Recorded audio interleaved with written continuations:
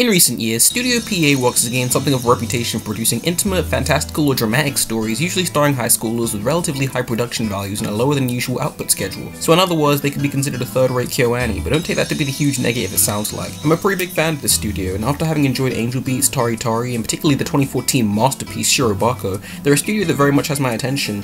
So imagine how confused I was when I come across a series as maligned and universally despised as 2014's Glasslip. How could a simple rom-com have everyone so pissed off? This has to be one of the most unanimously hated anime I've come across in a long time. Even shows that most people think suck have their fans, but not Glasslip. And considering how much goodwill I had towards PA Works, my curiosity was indeed piqued. So what choice did I have? I made my cousin watch the show with me under entirely false pretenses and slowly started forming my own opinion. Episode 1 drops the viewer into a random night starring 5 random kids. It doesn't even give us the courtesy of an internal monologue or an on-screen prompt to explain what the hell is happening. The audience is just suddenly watching awkward panning shots of a festival. It was somewhere while watching this strange mess of an episode that I rationalized this must be one of those absurdly terrible shows that everyone loves to laugh at. I'm a pretty big fan of so bad it's good style shows, and now I was desperate to see what this show had to offer. I was a fool. Anyway, Glasslip is a school love drama starring 5 best friends. Sounds simple enough, but somehow the show's execution is so indescribably awkward that it falls flat on its face from the very beginning. The show tells us these 5 are best friends, but the audience can actually feel it for ourselves. We don't know who these people are, how they interact with each other, how and when these friendships developed, and since so little of the show actually takes place at the school, I never really sense the presence of any other kids anyway. The group's foundation feels completely artificial and meaningless since no depth or context has been given to their friendships. To top it off, we have the added bonus of everyone being in love with each other, which only multiplies the already giant immersion issues. If I don't know why a character feels the way they do, then I'm not going to be invested in their drama. It's all well and good that Yuki's in love with Toko, but the audience has no idea why he feels the way he does, what events led to him feeling this way, or even sense any chemistry between them.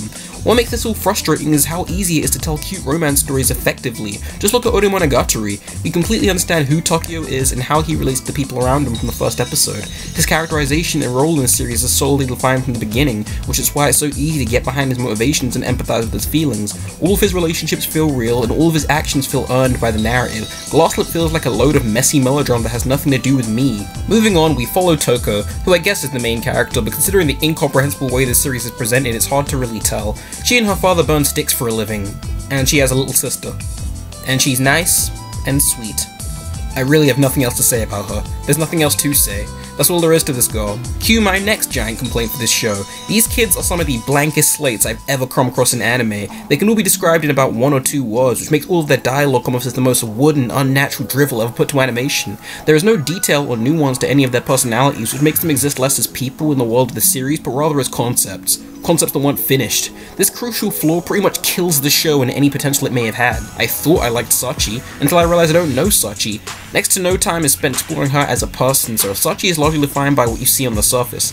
She's pretty shy, she's somewhat soft-spoken, and she goes in and out of the hospital from time to time for completely unspecified reasons. For a short while at the beginning, I thought the show was trying to be subtle. I appreciated that Sachi's shyness wasn't pushed so hard that it stopped feeling natural, but rather was just a facet of her character without defining her.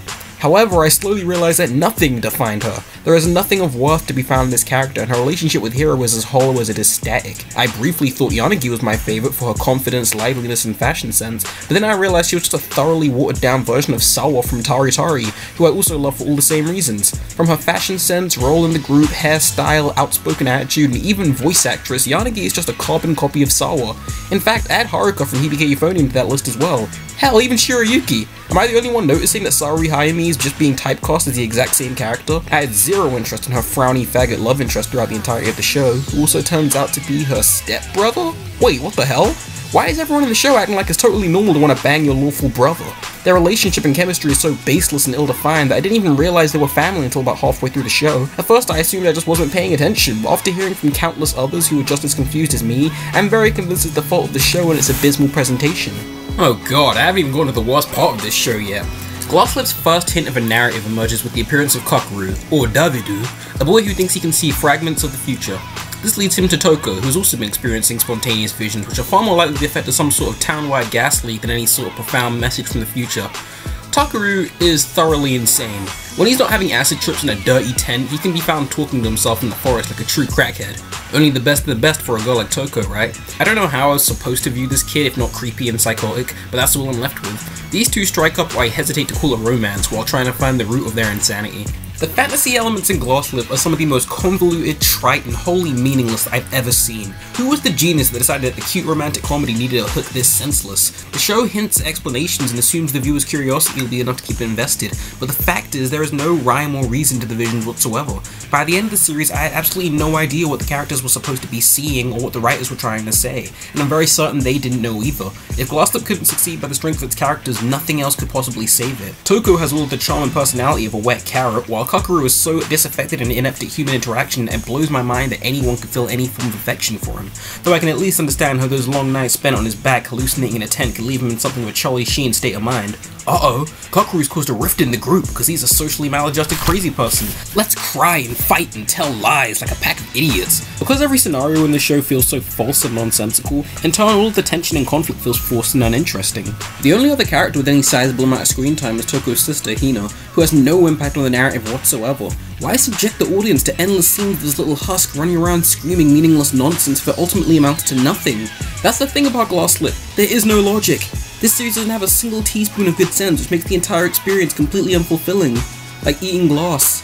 It may look pretty on the outside, but certainly doesn't make for a good meal. That made no sense. But then again, neither did the show, so whatever. One of the things that made this show kind of fun to joke about at first was the absurdity and unpredictability of the narrative. But then around the halfway point, the show also got boring, which is like the biggest insult I could ever give. I almost appreciate the show's madness, because if there's one thing I look for in anime these days, it's something different. And Glasslip is certainly different, but it's different in the worst possible way. You slowly realize the exact same things are happening over and over with no feeling of progression. Spoiler alert for anyone still considering watching this show, by the way, none of the relationships go anywhere. At least as far as I can see, though I'm sure you've already guessed that. Also, the whole future vision thing ends up amounting to nothing more than a series of misdirects and contradictions with no symbolic or thematic weight whatsoever. Also, Sachi's gay for some reason. I don't know where the hell that came from. Well, at least now Hiro's sister can stop giving him so much lip. Glasslip. Anyway, now that...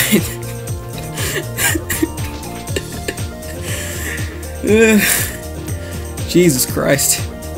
Anyway, now that I think about it, Glasslip is probably the worst anime series I've ever stuck through till the very end. I'm sure I've seen bits and pieces of shows I've disliked more, but I think this may be the very worst show I've actually finished. The only thing that even makes this show a 3 for me is its pretty solid visuals. The show's excellent background and color design easily kept my eyes from getting bored, and the designs, however derivative, are pretty decent enough. One thing I absolutely hated about this show's aesthetic was its over-reliance on ugly, senseless, and still frames and panning shots that destroy the pacing of whatever scene they're placed in. Anyway, I seriously recommend you avoid this show with everything in your power, maybe its evil can be contained. And you all thought Sword Art Online was the worst show ever.